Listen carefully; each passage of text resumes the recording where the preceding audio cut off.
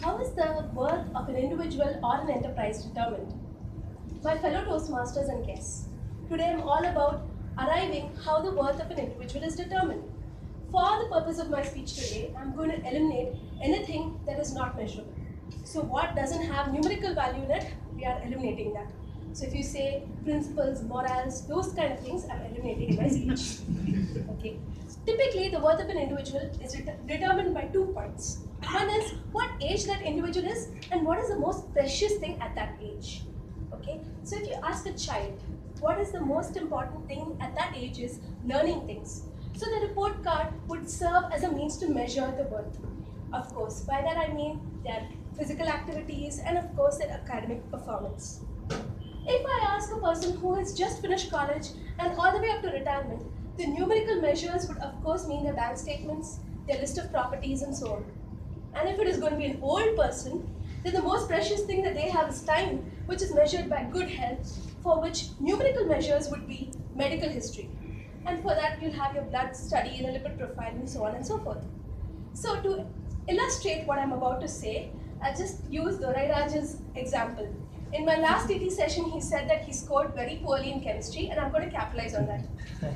So, Durai. This is Durai's score in chemistry. Is this Sauta? Very good. I had a very first break. We don't know what is the denominator here, do we? Can you shift to the next slide, please? 12 on 20. Now, how do you say Durai is fat? 60%. 70%. A 60% fat, right? Pretty good. But I say it's phenomenal. 70. Why? Right? If you could do the thing. But before that, how many of you would like to wager that Durai is going to get an amazing score even in the next test? No wagers? Okay, but look at the statistics here. Durai scored 0 in his midterms, and in his finals he scored 12, which means he has made a 60% progress between the two tests. So the third test, people, how many of you wager that he's going to do amazing? Look at the trends. Just 2, 3, 4. Why the trends are indicative, aren't they? You don't believe me. Well, the 3 or 4 people who are going to invest are going to be disappointed. Thank you, Durai. That's because Durai has shifted to Commerce Group now, and he's not doing it. So what does this indicate? There are 4 main things which I have told you now. The worth of an individual is better determined with numbers. Here in this case, we saw that his score was giving us some insight as to where he is, but the number on its own did not help us. We needed a comparative. The second point was that the number was better understood with that comparative to help explain what could happen in future because a trend analysis was set. And the third thing is, none of that matters because we can't predict the future with it.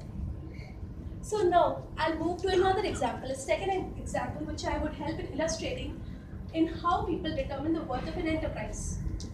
I recently read in the newspaper that Pfizer, a pharmaceutical company, has acquired Allergan for a whopping $160 billion.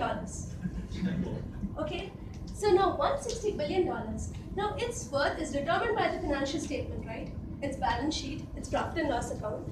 But if you go searching for that 160 billion, you are never going to find it. The answer is this. A Gujarati can understand this very easy, so I tell you. The business that the company Allergan is going to bring is the most important factor in determining its worth, which is set by the future. Allergan, for your kind information, people, manufactures Botox.